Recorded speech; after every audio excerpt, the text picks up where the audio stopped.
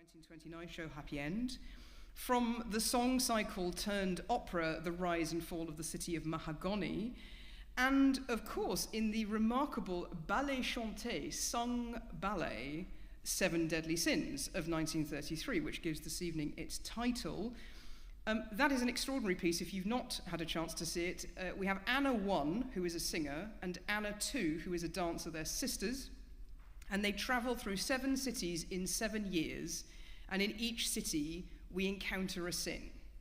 And there is a kind of conversation between the two, because Anna 1 is the good, sensible party who can sing the morals of the story to us. Anna 2 is a dancer. She's all about her body, and she is prone to bad behaviour. Quite who has won the day by the time we get to the end and they return home older and wiser through their experiences is somewhat moot. You'll have to see the show to find out what happens. But rather interestingly, when it was first performed in this country in the same year, in 1933, it was premiered at the Champs-Élysées in Paris. It then came here, and it was renamed Anna Anna, with a hyphen in between, because the Lord Chamberlain's office thought that the original title might offend religious susceptibilities. What's particularly brilliant, though, is that the libretto was not changed at all, because Lotte Lenya sang the first performance, and only the first performance, in German. And so not a jot of the libretto was changed. The plot remains exactly the same, only the title was shifted. Another turn-of-the-century cabaret composer we hear from tonight is, perhaps surprisingly, Arnold Schoenberg.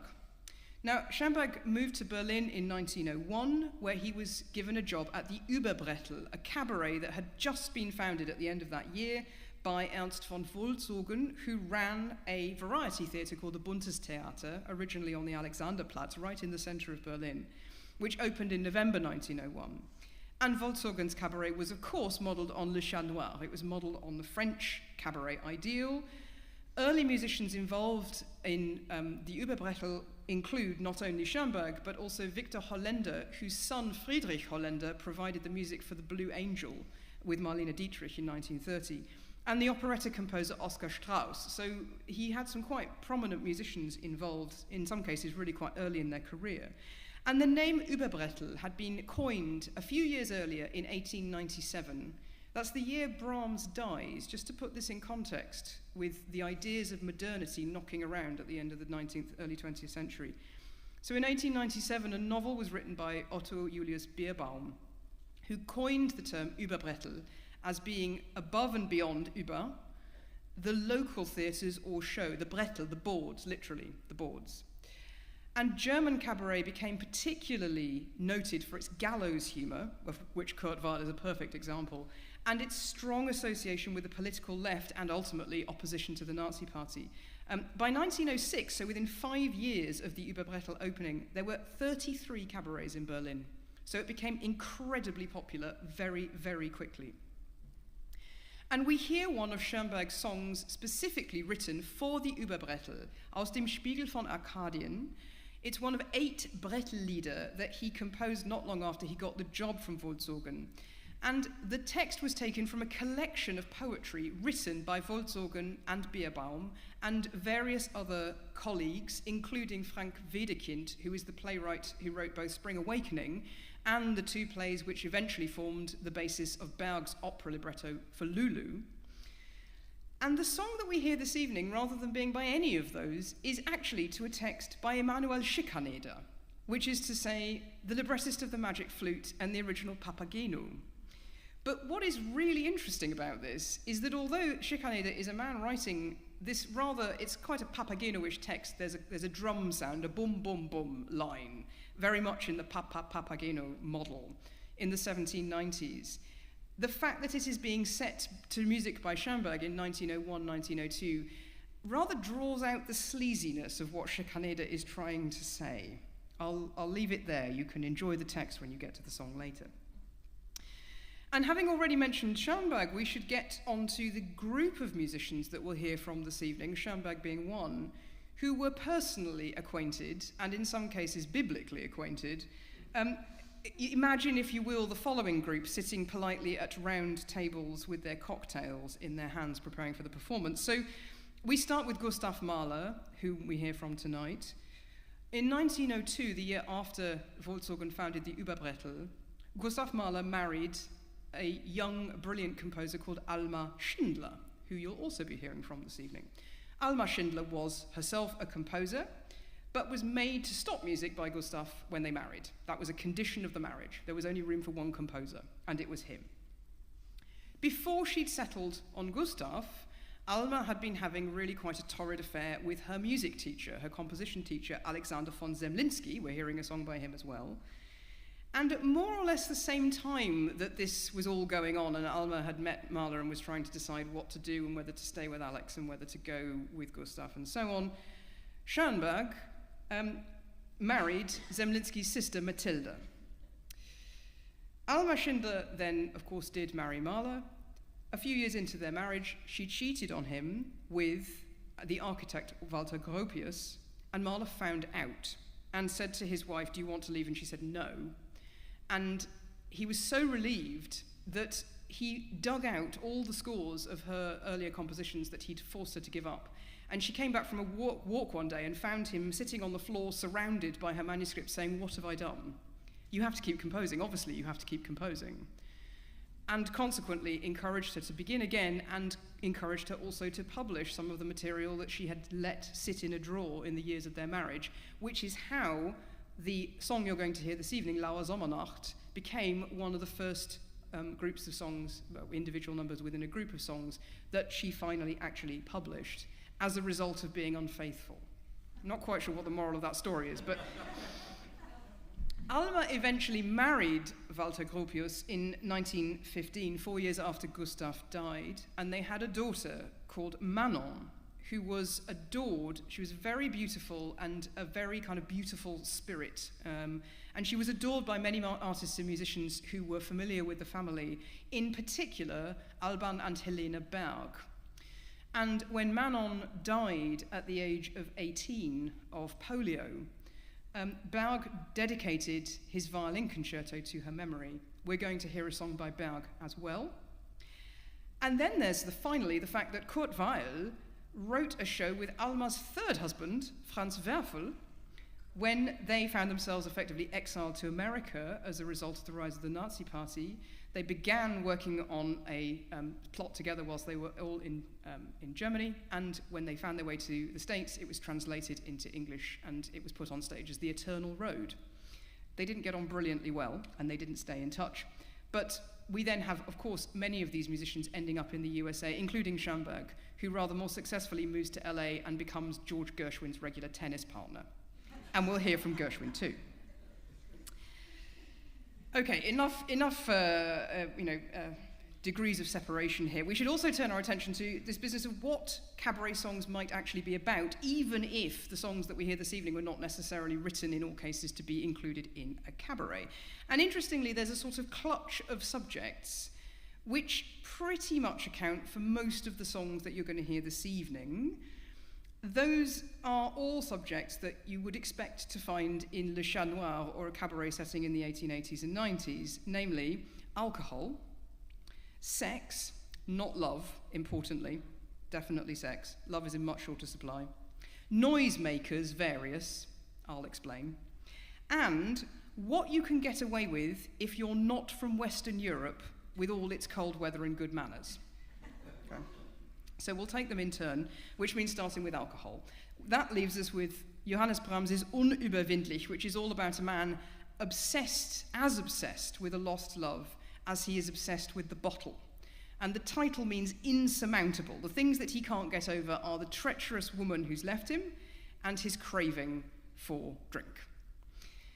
And our other booze-soaked song that we're going to hear is a Kurt Weill number. It is the Alabama song from the Fall and Rise of the City of Rise and Fall, of the City of Mahagony, which is a very catchy chorus about the route to the next whiskey bar, because you can't get a party started until you've got your whiskey. And Mahagony is famously a city founded by criminals, where anything goes, and that's the glory of it and its ultimate downfall. So that deals with alcohol. Sex, well, that's sort of most of the songs on the roster, it has to be said.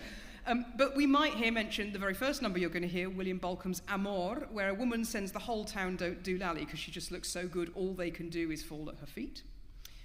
There's Sibelius's sorry tale of a girl whose hands and lips turn red from the touch and kisses of her ultimately faithless lover. And there's Stephen Sondheim's The Girls of Summer, which is a slinky little number written for a play in 1956 by Richard Nash. Variety magazine rather brilliantly described The Girls of Summer, that was the name of the actual show as well as this particular song, as a comedy drama about a seemingly healthy 30-ish spinster who is secretly afraid of life. And as any Freudian knows, life is synonymous with sex. So we have this wonderful song about these languorous girls who get burned. It's summer. And yet the woman who is singing it, who is the well-behaved 30-ish spinster, which is a remarkable way of putting it, but it was 1956, is a safe party. But sometimes, of course, getting burned is not such a bad thing. Cole Porter's Night and Day is sung by a famous dancer who's fallen hopelessly in love with a young woman called Mimi and sings the song whilst they're dancing together. As a seduction song, it's a kind of romantic hypnosis as Fred Astaire is dancing. And Debussy's Célestas Langoureuse is about as direct a musical analogue as you can get to the lazing of post-coital lovers, as I know. Also, I'm afraid I simply can't go into the lyrics of William Balcomb's Over the Piano before you hear it. It's really not near enough the watershed yet, but it's an absolutely superb song. And in fact, in terms of the musical language, not unlike Schoenberg, but to rather different effect. Noisemakers might seem like a slightly odd category. The other way of putting this one, and I don't think any of the musicians are here, so I'm probably safe, is all animals, including musicians.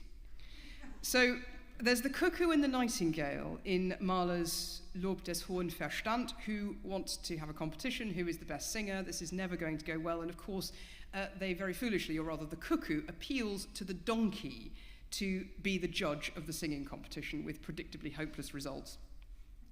Sticking with the ornithological, there's Ravel's wonderful Le Paon, the peacock, a majestic strutting bird, all elegance, beauty incarnate, fabulous colours from the piano.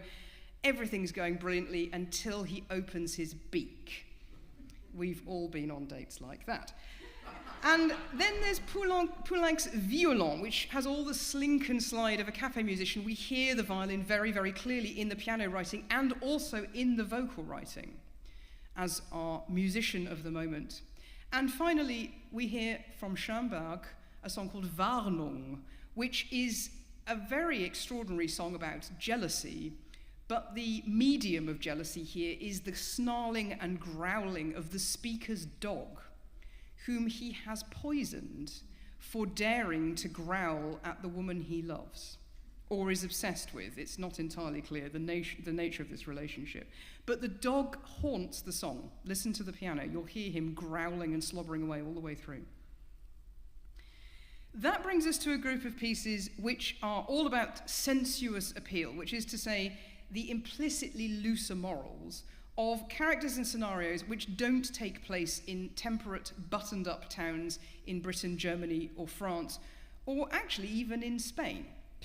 Exhibit A in this category is Maurice Ravel's L'Indifférent from his 1903 song cycle Scheherazade, which was originally a plan for an opera. He'd started working on it as early as 1899, and he wrote an overture which was premiered that year, and left the audience and critics kind of clutching their pearls. But Ravel's music at this point was actually considered to be dangerous, morally dangerous, because of musically what he was trying to do. So he abandoned the idea of writing an opera, but wanted instead to do something with the idea of Scheherazade and ended up writing a 3-song cycle. And L'Indifférent is a particularly fascinating number because of its connection with its writer, its poetic writer. It's a song about a young man with soft eyes, languid hips, and no interest whatsoever in the young woman who is trying to seduce him. In other words, it's a song describing a beautiful gay man, which is what the song's poet, Tristan Klingsor, was. He was also not called Tristan Klingsor, which is a name derived from 2 Wagner characters. He was actually called Léon Leclerc. And he and Ravel were both members of an avant-garde group called Les Apaches, whose secret theme song, they really did have a secret theme song, was the opening of Borodin's Second Symphony. Now, this might seem very peculiar. Well, I suppose it is very peculiar, but the point really is that it's Russian music, and music from a kind of broadly conceived Orientalist zone of Asia that becomes very, very important and influential for composers like Ravel. And we hear that undeniably in the way that he's written the accompaniment for these Scheherazade songs, which he also orchestrates. They're irresistible, they sparkle and they seduce without shame, which is exactly what Orientalism was so famously supposed to do. And France in particular was caught up in Orientalist operatic topics, poetic topics, right back from the 1830s when Victor Hugo writes a collection called Les Orientales and defines the Orient as a geographical area that is in no way just east. It also includes Spain and Africa, as well as the areas of the world that you might think geographically from France you might include as being eastern. Don't forget that when Ravel writes these songs in 1903, it's less than 30 years since Bizet's Carmen has left audiences and critics clutching their pearls for this shameless woman who is both Spanish and a Romany. And in 1875, when Bizet's Carmen is first premiered, there's a remarkable review published that talks about the pathological condition of this unfortunate woman, meaning Carmen. Consecrated unceasingly and pitilessly to the fires of the flesh, it's fortunately a rare case, more likely to inspire the solicitude of physicians than to interest the decent spectators who come to the Opéra Comique accompanied by their wives and daughters. That is 6 years before Le Chat Noir opens. So it really, the kind of generational culture clashes that are going on here are quite extraordinary to consider. If you're a fan of the music of Manuel de Falla, whose Polo we hear tonight, or if you admire Turina or Albéniz or Granados, you will find a whiff of what we might call Orientalism clinging to those composers even now, because there's, in this country and indeed in Western Europe more generally, there's a sort of double distance game going on with songs like Polo.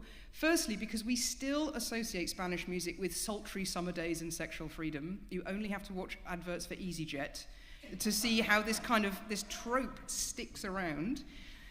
Or car adverts. Seat is a classic if you want to. But also because Falla himself had to learn about the folk music of his own country. He was not a musician, nor was Albéniz or Granados. These were not musicians who grew up with the folk traditions of their country as something that they learned themselves as children. They were encountering it as kind of musicologists, effectively, and then learning how to work it into their own music. And in the same vein, Javier Monsalvatca tells us all about Cuba in one of the songs that we're going to hear, his Canciones Negras, that we hear a song from this evening. But he was living in Barcelona when he wrote this song. It just happened to be that there were a great many Catalonian emigrants who'd been in Cuba, and because of the political crises in Cuba had come back to Barcelona, that he was able to talk to them and find out about what Cuba might be like and imagine. Just as Bizet was imagining Spain in the 1870s, just as Falla and Albéniz were imagining small market town dances all over the country where they'd not necessarily been when they were making their folk song arrangements and writing their piano pieces. And all of that leaves us with just 3 numbers on the programme that I've not yet mentioned. From Irving Berlin and Johannes Brahms, we hear songs of competition. One which we suspect might end well because it's between lovers. That's from Annie Get Your Gun. The other of which can only end badly because it's about 2 people who want the same lover. That's Die Schwestern by Brahms. And then the final song that I haven't yet mentioned is by Margaret Bonds, the superbly talented pianist, composer, and arranger who was the first black woman to perform with the all-male, all-white Chicago Symphony Orchestra and was a major success as a composer of theatrical works and also film scores. She was a very close friend of the poet Langston Hughes and wrote a great many songs to Langston Hughes' texts, including, among others, the song we hear tonight, I Too, which features in the Pride section of tonight's programme. But unlike the other songs in the Pride section of tonight's programme, this is a pride that is held up in the face of bitter and belittling prejudice. This is a pride that we can get behind in a way that doesn't feel sinful at all. So, across the board this evening, I can promise you a kaleidoscope of musical idioms, a fair amount of bad or at the very least suspect behaviour, plenty of drinking, quite a bit of dancing, not a little bit of silliness, but also a profound commitment from all the composers to the unorthodox, the exciting, new horizons, music that pulls no punches. And if you leave at the end of tonight's concert feeling just a little more sinful than you did when you came in, I think we can safely say that the performers will have done their jobs admirably. Thank you very much.